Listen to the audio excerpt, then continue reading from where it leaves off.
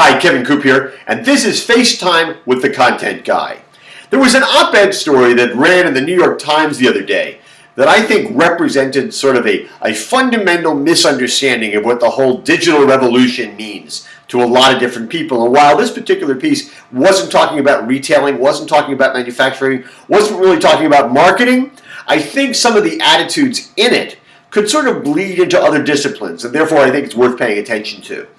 The piece was by a guy named Justin Hollander, who was identified as an assistant professor of urban and environmental policy and planning at Tufts University, and the author of a book called Sunburnt Cities: The Great Recession, Depopulation, and Urban Planning in the American Sunbelt. And basically his piece objected to a stated plan by the U.S. Department of Education to move as many kids as possible to ebooks as their textbooks. The argument seems to be from the Department of Education that ebooks are going to be better for kids in terms of their being open to learning from them because kids are sort of tuned into technology. It'll bring a more diversified experience than just learning on paper, and frankly, it'll be better for their backs because we all know how our kids lug those backpacks around. I'm amazed they're not all hunchbacked by the time they're 18. Now, Hollander writes, let me get this here. While e-readers and multimedia may seem appealing, the idea of replacing an effective learning platform with a widely hyped but still unproven one is extremely dangerous. And then Hollander draws some comparisons. He basically talks about how, in this country, lots of big cities used to have really, really good mass transit systems, streetcars and trolleys and all sorts of things. And a lot of cities got rid of those when the advent of the car came along. And now they're finding that basically a lot of the cities are putting those mass transit systems back in. And what he's suggesting is that basically, mass transit is a metaphor for paper books, and cars are a metaphor for e-readers, and eventually we're going to have to go back to paper books. Don't get rid of them. And then he makes another comparison that I find to be really fascinating. He writes, the Polaroid is a wonderful device for what it is, but it will and should remain a technological novelty. On the other hand, a few high-tech formats deliver the lush sound of the vinyl record, and younger generations have returned to that format. In other words, we shouldn't jump at a new technology simply because it has advantages.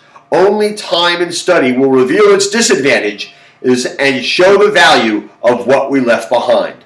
Now, I understand it as a writer and a teacher. Hollander probably thinks he has a dog in this hunt. He's thinking to himself that, he's frankly going to be more read by more people if things remain, books are still out there in libraries. And he writes about that at one point.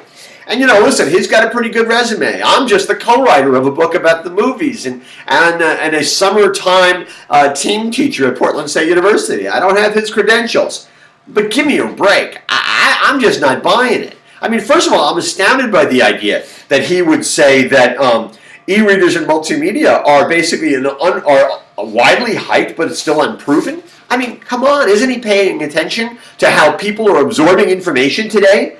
And yeah, I'm sure cities are bringing back mass transit systems, but I don't think that argues that the car is becoming irrelevant. I mean, listen, here's a metaphor for you. Yes, mass transit is great. I believe in mass transit. But mass transit can only take you in certain directions where those lines are laid, where the tracks are laid. Cars allow you to go anywhere. That's a metaphor I'd go for. E-readers allow you to explore the world beyond the limitations of regular printed books, because books are there and they're there for a long time. E-readers can be updated all the time. Okay? They allow you to explore the world in a different kind of way, not within the narrow confines of paper and ink. That's the metaphor that I would go for. And listen, I get it that some people and some companies and some industries are afraid of technology.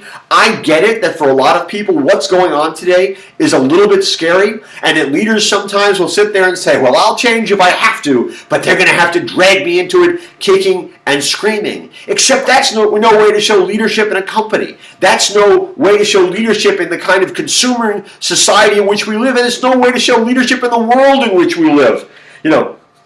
I don't know about you, but I think we have to do things that are going to be accessible to kids and also allow them to expand their imaginations, expand their minds, become smart, and also become wise. You know, the efficacy of ebooks hasn't been proven?